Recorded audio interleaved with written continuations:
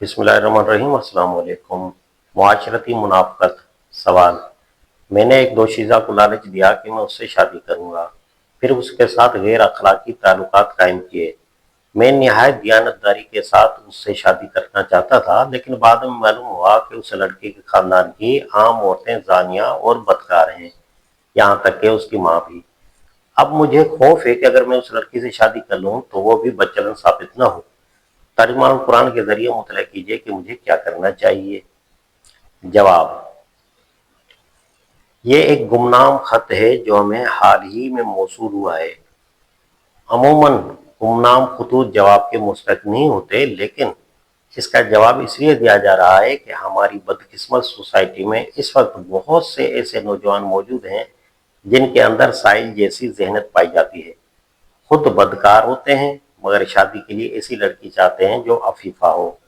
जिस ज़र्फ को उन्होंने खुद गंदा किया होता है उसे दूसरों के लिए छोड़ देते हैं और अपने लिए ऐसा ज़र्फ तलाश करते हैं जिसे किसी ने गंदा न किया हो।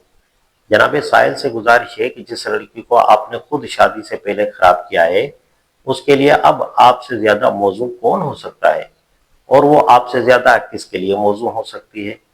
आपको अपने लिए नेक चलन लड़की क्यों दरकार है जबकि आप खुद बदचलन हैं।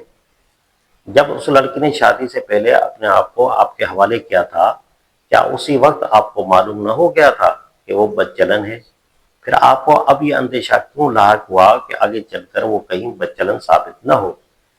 क्या आपका मतलब ये है कि आपसे मुलव्विस होना नेक चलनी है और बदचलनी सिर्फ दूसरों से ताल्लुक रखने का नाम है। फिर उसके खानदान की औरतों पर आपका एतराज भी अजीब है। वो ख्वातीन किराम जैसी भी हैं, इसीलिए हैं कि आप जैसे मोअज़्ज़ज़ असहाब से उनका सबका पेश आता रहा है। आप अगर इस राह पर बाद में आए हैं तो अपने पेशरों के अंजाम दिए हुए कारनामों से इस कदर नफरत क्यों जाहिर करते हैं। बुरा न मानिए, आप दानिस्ता या नादानिस्ता उसी खानदान में पहुंच गए हैं जिसके लिए आप ज्यादा मौजू हैं और जो आपके लिए ज्यादा मौजू हैं। किसी दूसरे पाकीज़ा खानदान को खराब करने के बजाय बेहतर यही है कि आप उसी खानदान में ठहर जाएं जिसे आप जैसे लोग पहले ही खराब कर चुके हैं और जिसे खराब करने में आपका अपना हिस्सा भी शामिल है। आखिर में मोहतरम साहिल को कुरान की 2 आयत भी सुन लेनी चाहिए। जानी मर्द निकाह नहीं करता मगर जानिया या मुशरिका औरत से, और जानिया औरत से निकाह नहीं करता मगर जानी या मुशरिक मर्द, और ये बात मोमिन पर हराम कर दी गई है। अल-नूर 3। इस आयत में निकाह नहीं करता से मुराद ये है कि जानी मर्द इस लायक नहीं कि उसका निकाह जानिया या मुशरिका के सिवा किसी और से हो, और जानिया औरत के लिए मौजू शख्स जानी या मुशरिक ही होता है, न कि मोमिन सालेह। दूसरी आयत: बदकार औरतें बदकार मर्दों के लिए हैं और बदकार मर्द बदकार औरतों के लिए, जबकि पाकीज़ा औरतें पाकीज़ा मर्दों के लिए हैं और पाकीज़ा मर्द पाकीज़ा औरतों के लिए।